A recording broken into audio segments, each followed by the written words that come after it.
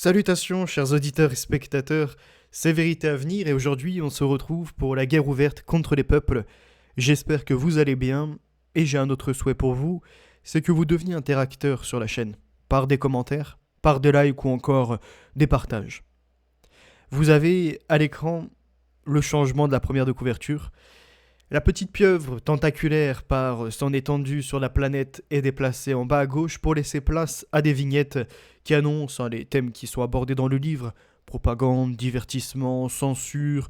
En fait, l'étude de nos comportements pour nous mettre dans un modèle artificiel. Avec l'ajout ingénierie, pareil, le climat de façon artificielle. Et enfin, tout ce qui est pesticides, OGM, qui va nous mener également à une alimentation de moins en moins naturelle.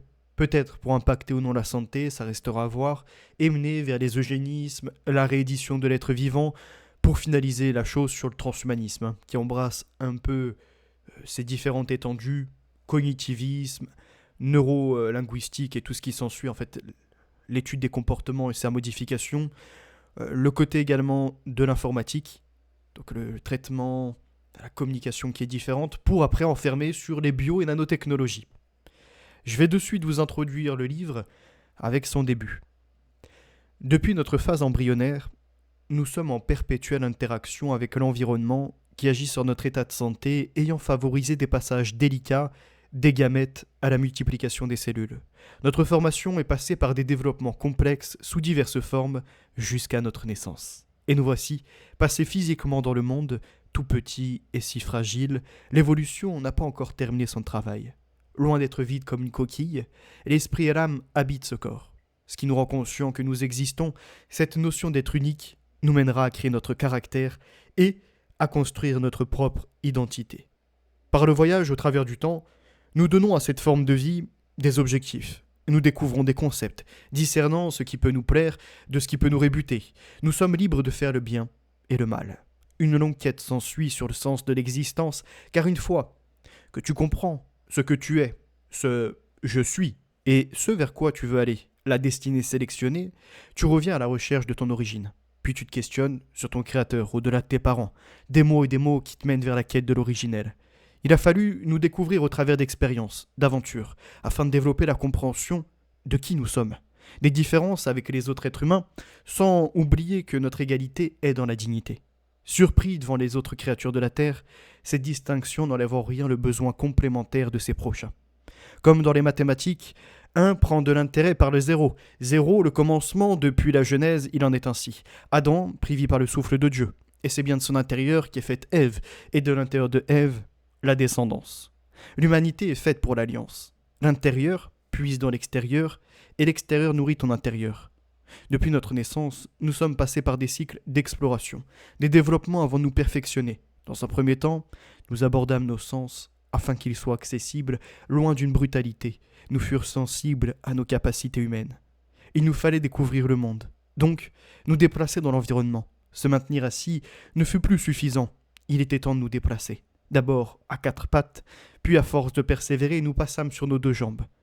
Un premier exploit après de multiples chutes, dû à notre musculature encore trop frêle. Et peut-être que cette fragilité, nous la retrouverons par la vieillesse, qui nous fera être sur 3 pieds, si je puis dire, avec un nouvel appui. Au fur et à mesure, nous voici dans le bon équilibre. Dans cette jeunesse, nous nous lançons dans la quête d'agilité, saisir des objets de toute forme, et comprenant que nos mains sont indépendantes l'une de l'autre, la même motricité que pour les petits pas de l'homme et les grands de l'humanité. Voici cette réflexion qui commence à émerger, revenir à la source. De la simplicité suivront des raisonnements. Ces instants sont toujours sous les yeux sécurisants de nos proches qui font attention que l'on ne se blesse pas. Si nos parents agissent ainsi, alors imaginez le créateur de toutes choses, l'attention qu'il peut nous porter.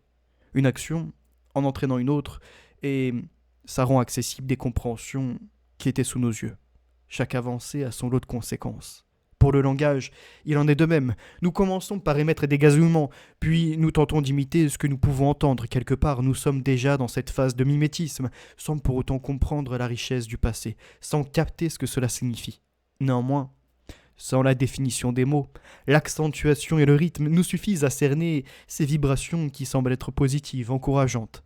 Et voici que vient l'instant qui reste à nouveau gravé dans le marbre et dans les mémoires, où le premier mot sort. Ce qui est incroyable, c'est que nous reproduisons la parole sans connaître la langue. Entendant ces sonorités, nous tentons d'en offrir une approximation afin de nous constituer un vocabulaire. Les concepts ne nous sont pas encore familiers, mais nous continuons à emmagasiner ces mots. S'ensuit tout un travail pour l'articulation. Voici la voie de la grammaire. Nous continuons vers la constitution de phrases. Ce petit lexique nous offre la possibilité d'enclencher la sociabilité dans des échanges pour dire ce que l'on aime, ce que l'on ressent, tenter d'exprimer ce que nous voulons par des représentations. Et par la suite de ces inspirations, cela nous mènera à exprimer nos aspirations. Une multitude d'écoles tentent d'expliquer l'apparition des langages, langues et paroles chez l'humain. Une parmi tant d'autres évoque la genèse de ce potentiel, même de ces potentiels, devrais-je dire, avant que l'humain ne soit présent. Ce qui peut nous mener à un dissensus dans notre espèce, puisque, pour un grand nombre, cette capacité est visible que chez les humains. Les monothéistes voient l'apparition de ce potentiel dès le commencement de l'univers. Pour les chrétiens, au premier chapitre de l'Évangile, selon saint Jean, il est inscrit, je cite, « Au commencement était le Verbe, et le Verbe était en Dieu, et le Verbe était Dieu. » C'est donc Dieu qui, par son langage, nomme les choses dans sa langue, les façonne. Sa parole donne un sens à toutes ses créations. Elle édifie et fortifie. Dès les premiers versets de la Genèse, il est décrit la puissance de sa parole qui vient consolider la lumière. Dieu est capable de la séparer des ténèbres, tout comme il est dans la capacité de rassembler, à l'image de ses eaux appelées mers, afin de laisser une place à la terre pour la suite de ses constructions, à la continuité de son œuvre.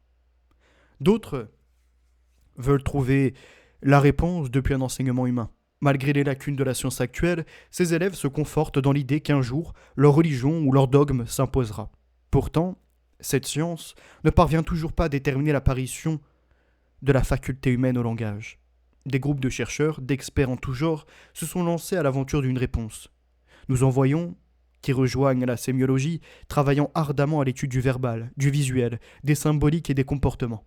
La science, qui se veut rationnelle, oublie que son savoir, ses connaissances, ses découvertes découlent des langages, langues et des paroles. Elle continue dans son refus catégorique à reconnaître la parole d'un créateur. Oui, la science parle de l'importance de l'eau dans le cycle de la vie. C'est d'ailleurs pour ça que seule la planète bleue abrite la vie. L'univers ne s'arrête pas à la Terre, mais seule celle-ci possède la source, l'eau. Les croyants embrassent cette réalité en y ajoutant le plus essentiel, la puissance de Dieu. Cette notion, nous la retrouvons à la Genèse où il est écrit, je cite, « L'Esprit de Dieu planait sur la face des eaux. » Pour que les choses prennent vie, il faut un support. Par exemple, pour que le langage s'exprime et perdure, la mémoire lui est indispensable. Le langage, pour qui et par quoi? Actuellement, en dehors du Créateur de toutes choses, il semblerait que seul l'humain possède la parole qu'il exprime à travers des langues, lui offrant la conscience de son environnement, le pouvoir de l'imaginaire, de faire preuve d'ingéniosité ou encore d'exprimer ce qu'il pense être. Le langage est donc le support de la pensée. Les langues et langages produisent ou reproduisent des interactions avec l'environnement. C'est une porte ouverte vers la conscience, qui offre les perceptions des sensations, ce que nous semblons être de ce « je ». Ça y est, j'existe. À ce moment précis de la compréhension de son existence se présente le libre arbitre, fourni avant même que l'on soit apte au meilleur choix. Et si j'existe, alors l'autre aussi. Nous sommes un ensemble. Pour s'exprimer, il faut avoir des sujets à proposer, découvrir l'autre et savoir aussi nous connaître grâce aux conversations. Évidemment, pour entamer un dialogue avec autrui, nous devons posséder les mêmes codes pour comprendre et être compris. Sur cet élément, des psychologues, historiens et autres chercheurs voudraient que la communication ait son histoire évolutive dans le temps. Par exemple, le psychologue américain Merlin Donald voit une progression du langage des signes vers la parole.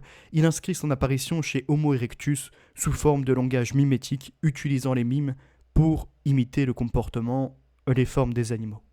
Il est vrai que différents langages sont possibles, que ce soit verbal, paraverbal, musical, par les signes. S'exprimer, c'est avant tout vouloir partager une représentation qui nécessite de la mémoire de celui qui propose, ainsi que de ceux qui vont recevoir l'information. Sans mémoire, point d'interaction intelligente avec le monde. La langue est vivante car pour perdurer, Il lui faut une mémoire collective et des mémoires personnelles. Les usagers de ces langues conditionnent leur mémoire à l'obtention des représentations, par les mots ou les signes, en mobilisant leurs capacités afin de parvenir à l'immense pouvoir de la parole. Les mots, une fois maîtrisés, inspirent. Ils portent vers l'établissement de règles grammaticales, sujets, verbes, compléments, fixant les limites afin que les expressions ne s'éternisent pas. Et limiter pour mieux apprécier. La construction des phrases permet de répandre la bonne nouvelle, l'émerveillement, la motivation. Malheureusement, le contraire est aussi faisable, par la colère, le défaitisme affiché, des émotions et sensations qui vont jusqu'à agir sur la biologie. Pour s'en persuader, il suffit de voir l'effet d'une histoire effrayante narrée à des enfants. Leur visage se crispera, le cœur se trouvera accéléré, voire même une dose de cortisol, hormone du stress, se produira. Un conte romantique produira d'autres battements du cœur, des sensations bien différentes. La biologie de l'être humain peut devenir le support des propos. La langue donne l'accès au pouvoir de la parole. Cette dernière est à l'origine de la découverte de soi, de l'ouverture vers l'apprentissage de l'autre. Elle permet la naissance de la civilisation, de l'organisation, de vivre en communauté. Lorsque nous l'utilisons, elle devient nôtre. Nous habitons, elle expire nos inspirations. L'extérieur récupère ce qui était cloisonné dans notre intérieur, et lorsque nous sommes dans le silence pour entendre notre interlocuteur, voilà que l'extérieur anime notre intérieur. La parole permet à l'hôte d'harmoniser son corps et son esprit. Elle représente cet ensemble. Au même titre que l'alimentation, elle nourrit et peut enrichir. Attention de ne pas s'en intoxiquer. Dans des quantités démesurées, le corps s'en retrouvera malade. Le danger se trouve dans la quantité, dans l'addiction. Il faut trouver cet équilibre entre le « je m'exprime » et le « j'écoute l'autre ». La parole est mère de transmission et père des repères. Elle rend héritier d'enseignements, pas seulement religieux. Elle regorge de conseils, participe au savoir-être et au savoir-faire qui se perfectionnent de génération en génération. Elle est le fondement de l'identité, en rendant possible les instructions aux lettres et aux chiffres, aux langues et aux mathématiques. En parallèle se trouve son éducation puisqu'elle abrite la distinction du bien et du mal, laissant cours au jugement subjectif des goûts et des couleurs. La langue permet de se savoir unique et complémentaire. C'est par elle que nous prenons connaissance de notre Créateur, par elle que nous décrivons nos ressentis, développons nos ambitions. Cette langue nous mène à la parole, sa mise en œuvre, offrant le choix de l'utiliser à bon escient ou pour le pire. Elle anime la vérité au moment où d'autres veulent se l'accaparer pour y substituer une nouvelle langue de mensonges. De tout temps, elle fit cadre de rencontres, révélatrice des éloges et se fit complice des malices. Jeune, la sociabilité se retrouve favorisée par les activités dans la crèche au travers de divers ateliers, des jeux de groupe qui nécessitent un effort des enfants éloignés de leur cercle de confort, ce cocon avec leurs parents. Voici un nouvel événement, un nouvel environnement qui n'est plus familier, où ces enfants se côtoient, chacun avec leur propre comportement. C'est le début de notre entrée dans la société. C'est l'interaction avec le monde extérieur, tant physique que social, qui permet le développement harmonieux de notre cerveau. De nombreuses expériences ont montré que la construction des circuits synaptiques est largement dépendante de l'environnement. Un des rôles des parents est donc de favoriser ce contact, participant à l'éveil des sens. Ça sera tout pour aujourd'hui.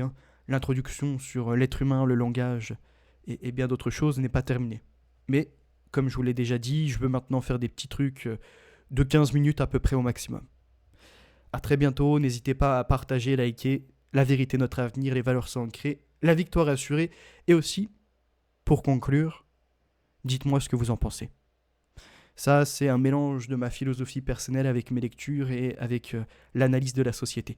Et vous allez comprendre pourquoi, contrairement au tome 1, où je faisais une annonce globale, si je puis dire, là, j'ai mis un ordre chronologique de la découverte du langage, qui mène à la civilisation, à vivre en communauté, et enclenchant après sur la suite de la jeunesse. Vous voyez, là, je suis parti de moments où on est tout petit, de notre conception, de aussi ce qu'est le monde, etc., ce qui nous environne, et après vers la modification.